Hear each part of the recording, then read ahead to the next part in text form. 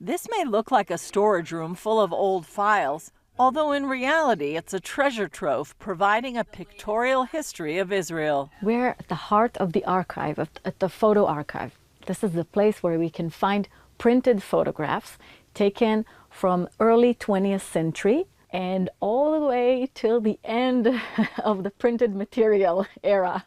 Decades before the Jewish state's birth, Keren Kayemet LiYisrael Jewish National Fund, or kkl-jnf, was breaking ground. kkl-jnf is an organization that was established 120 years ago, aimed at purchasing land in Eretz Israel, right here in Israel, and also developing it, which means preparing the land after purchasing it for housing, building new communities, helping people get here so they can fully establish and inhabit these homes. Efrat Sinai, head of kkl-jnf Photo Archive, says cameras have continued snapping history since the beginning. kkl-jnf used to send photographers to different corners all over Israel so they can capture what is going on, the places that are being built and established, the faces of the pioneers, all that spirit of creating something new. And that's what created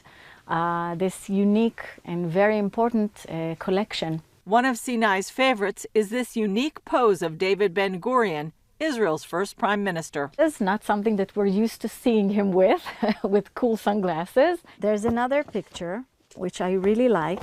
David Ben-Gurion on the day of the Declaration of Independence, while he's still working out the draft of that declaration. And a year later, on Israel's first birthday, these are photographs from the very first year of the celebration in 1949.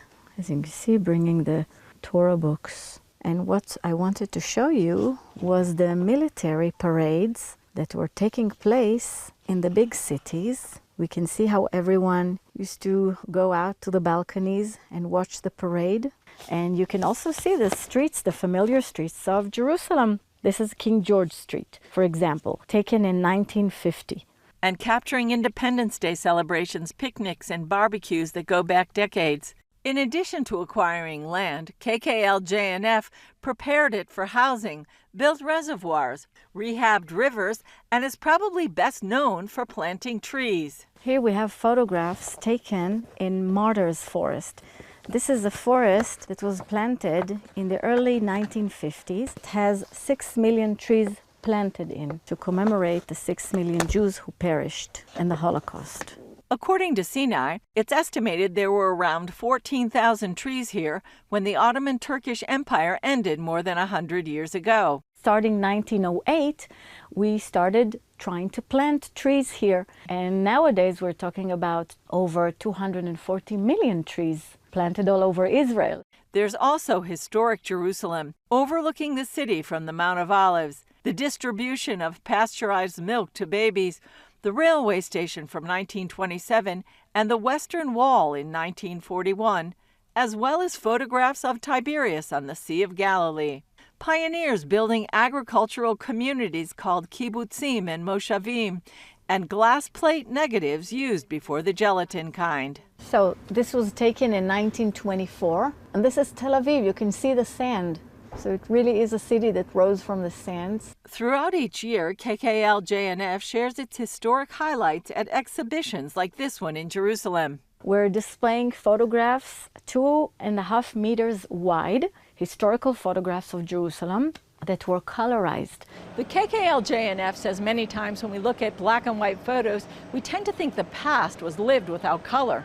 But what they've done in this exhibit, they've used an innovative colorization technology along with research into the fashion and culture of the time to put color in the photos and breathe new life into history.